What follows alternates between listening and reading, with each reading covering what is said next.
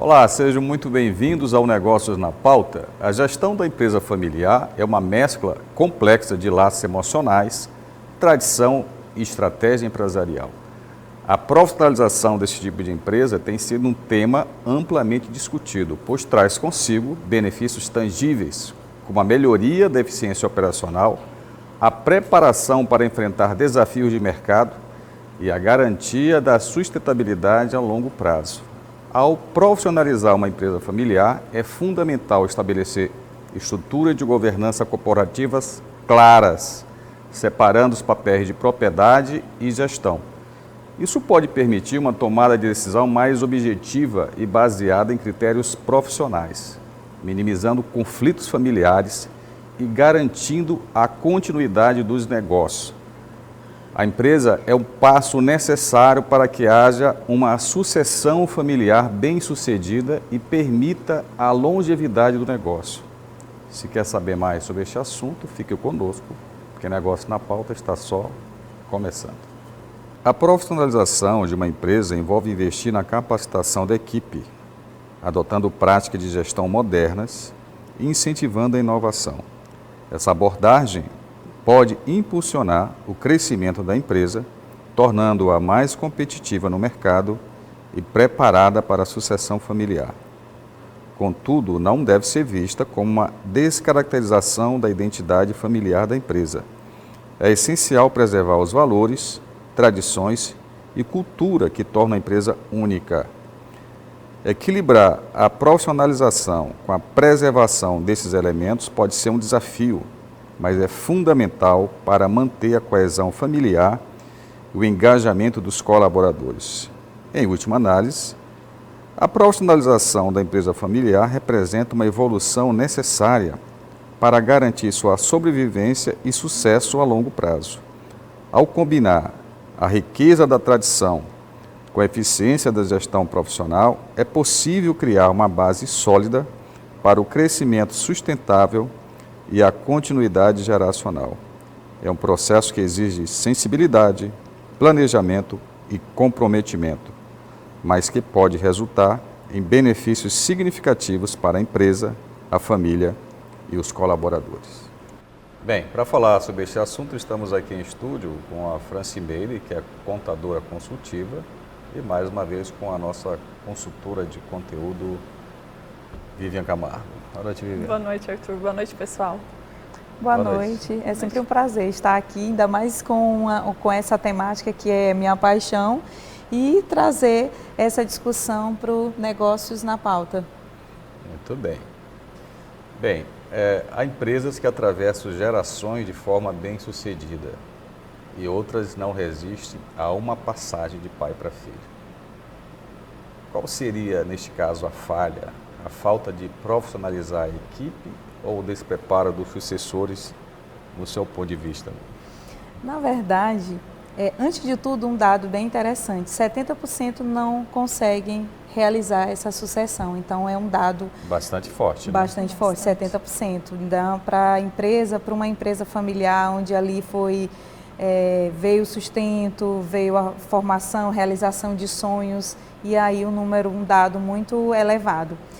E com relação à sua pergunta, que é muito interessante, mas para a sucessão ocorrer, antecede a profissionalização.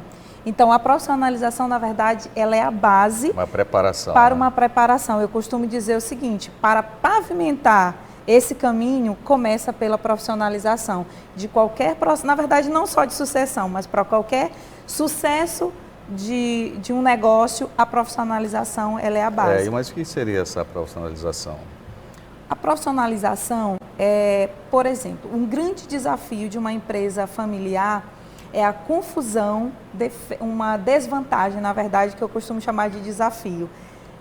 a confusão patrimonial. O que é essa confusão patrimonial? É utilizar a conta da empresa para pagar a escola do filho, para pagar despesas pessoais. Então, essa confusão patrimonial é a falta da profissionalização. Então, o que é profissionalizar? É eu estruturar na minha empresa as funções, as atribuições, os processos. Então, se tudo isso estiver organizado, eu estou profissionalizando. Se uma empresa começou no setor financeiro, geralmente começa com a minha esposa, o meu filho, pessoas que eu confio, Sim. que eu tenho confiança que vai cuidar do meu financeiro. Mas a empresa cresceu. Se a empresa cresceu, o financeiro ele precisa de um fluxo de caixa, de uma análise mais detalhada, de uma provisão. Então, eu preciso profissionalizar não só os setores, mas as pessoas que estão naqueles setores, naquela função. Então, é qualificar as pessoas que estão na empresa familiar para profissionalizar.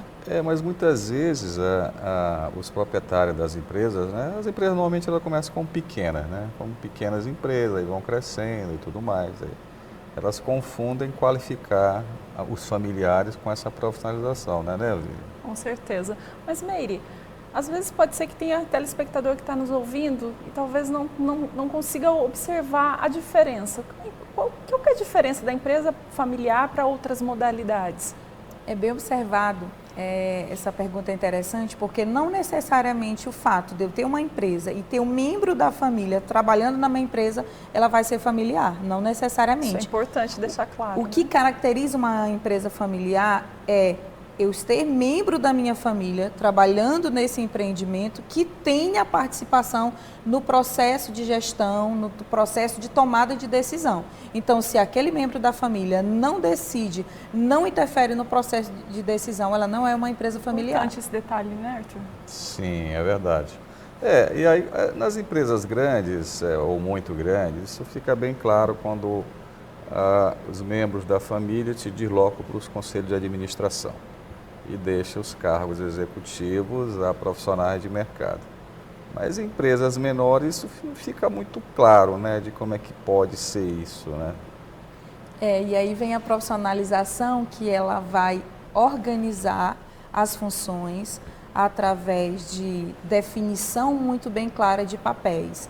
Então, assim, quando uma vantagem de se empreender nesse meio, em um ambiente familiar, é a redução de custo.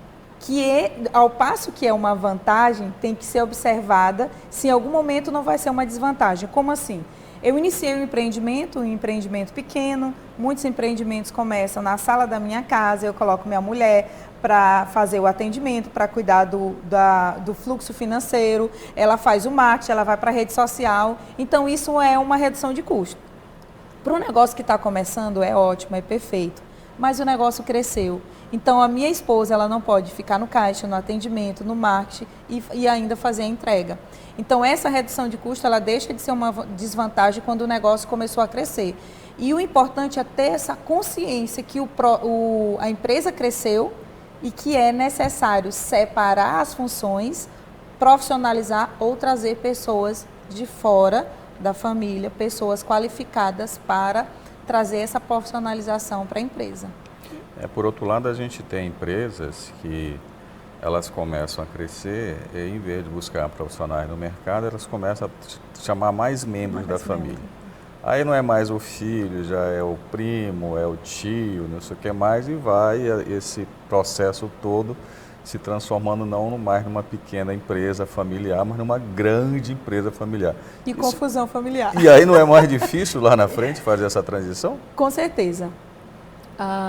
O desafio de uma empresa familiar já fazer uma transição, iniciar um processo sucessório, o desafio é você conseguir separar esses papéis, você profissionalizar e evitar problemas psicossociais. O que são esses problemas? Guerra por poderes, alocar recursos para a compra de um bem que vai beneficiar a família ou a terceiro, mas não necessariamente a empresa. Então, esses problemas psicossociais, eles são muito mais comuns nas empresas familiares do que nas empresas não familiares. E eu sempre digo, cuidado para você contratar quem você não pode demitir. E aqui no Brasil tem uma coisa interessante, né? Porque Normalmente as famílias entendem que quando uma primeira geração deixa algo, né, ela pode deixar só, digamos, créditos, né, só ativos, mas muitas vezes deixa dívidas, né? E se entende que os sucessores não são responsáveis, e são, né? Sim. Não é assim que funciona? Sim. Quando a geração júnior, que é a geração que vai iniciar a transição, ela inicia dentro de uma empresa familiar, inicia com um processo de tomada de decisão, eu sempre digo o seguinte: o que na empresa precisa ser preservado e o que precisa ser modificado. E nessa avaliação tem que ser observado cultura, como é que está a situação patrimonial e financeira da empresa, para ver o que precisa ser modificado, o que precisa ser corrigido para que essa sucessão ela dê seguimento de uma forma mais tranquila. E Meire, com relação aos colaboradores, é vantajoso para um colaborador trabalhar numa empresa familiar? Sim, Sim? sim, é vantajoso. Inclusive, uma das características da empresa familiar é essa flexibilização, que as multinacionais começaram a observar que era uma vantagem na empresa familiar. Eles começaram a estudar e a copiar alguns modelos, como por exemplo, o berçário começou em empresa familiar. Porque a minha filha teve filho, eu preciso que ela venha, mas eu também não quero deixar a minha netinha lá de qualquer forma. Então, eu flexibilizo consultas, eu flexibilizo os horários, eu flexibilizo trazendo um ambiente familiar para que aquelas pessoas consigam trazer os filhos, porque eu também tenho meu neto, que ele está ali. Então, essas características surgiu na empresa familiar. Então, isso é uma vantagem também para os colaboradores em trabalhar em uma empresa familiar, que é essa flexibilização. Bem, Negócios na Pauta tem o apoio do Energético Team Power, do Guaraná Geneve, da Seabra Automação e Soluções Industriais e das lojas Centro Elétrico. A gente faz agora uma rápida pausa e vamos voltar a conversar aqui sobre sucessão familiar e profissionalização de empresas. Fique aí que já voltamos.